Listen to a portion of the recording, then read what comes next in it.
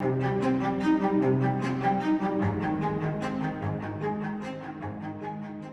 you can imagine, the next thinker is one close to my heart, this young man named David Corbin, who writes a piece, The City of Globalists.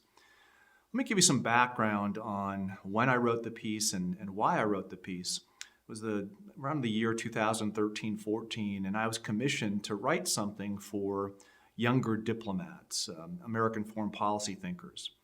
Where's the world tending? We found out as we've gone through our study that part of the difficulty after the Cold War is there's no regulating principle to world affairs. This is proven, by the way, in the fact that, well, what do we call the period that we currently live in? We call it the post-Cold War period. And in fact, we might even call it the post-9/11 period. Well, it's not quite original, right? If you call something post something else, it doesn't have its own definition. So I was tasked to try to figure out what will be the defining principle of world affairs in the 21st century. And a lot of what I did in trying to think through the essay is taking up these essays that I've covered and discussed throughout this part of the course. Who are we as human beings? What are the way that we understand ourselves? How do we understand justice and the like?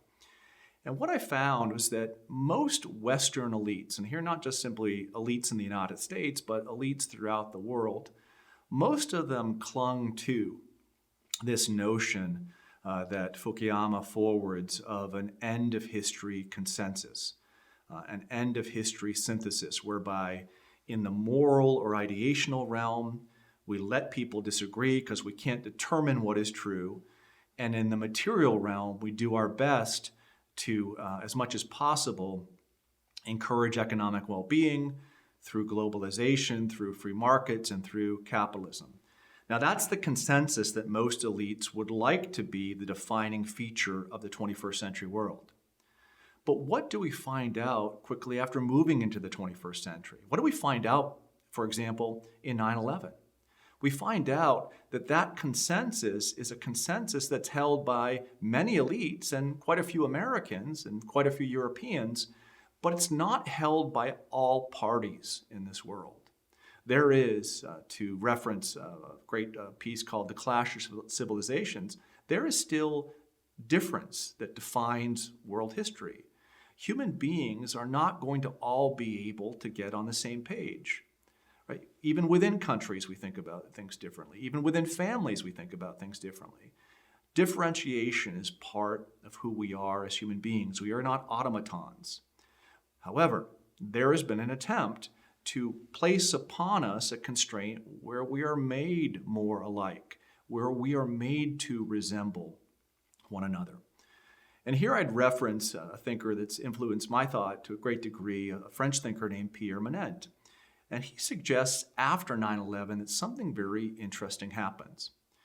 Two types or two aspirations towards a universal homogeneous society appear, what he calls the Twin Towers of Babel. On the one hand, you have the American attempt to spread freedom and democracy throughout the world, right? This war on terrorism. On the other hand, you have this European multicultural approach to broaden the umbrella of bureaucracy and to place us under one political union. Both of these ambitious attempts, in their own way, are trying to push forward this Fukayama consensus. And even within the United States, you have a political divide between those who are more of a European humor, more of a multicultural humor, here best identified in President Obama, and those who are in more of a unilateral or individualist American humor, best represented in the election of Donald Trump. There's something problematic about both of these types.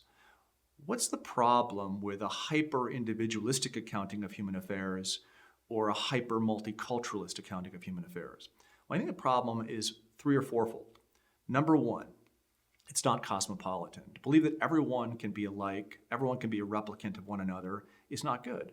But on the other hand, to believe that we don't share some common human experience is likewise not good. The political problem with having these ways of thinking is that we fail to see political reality for what it is because we want to view it through a hyper-individualistic lens or a globalist lens. The theological problem with both of these accounts is what? We take our political commitments in this world and we supplant our commitments to the next. But I think the greatest problem with these two ways, these two distortions of the human experience, is it prevents us from wanting to allow others to be active in making a choice in how we want to live. Think of some of the globalist premise that you ought not to be able to decide how you live in your backyard. There ought to be global norms that are ascribed to everyone. Your choice is being taken away from you.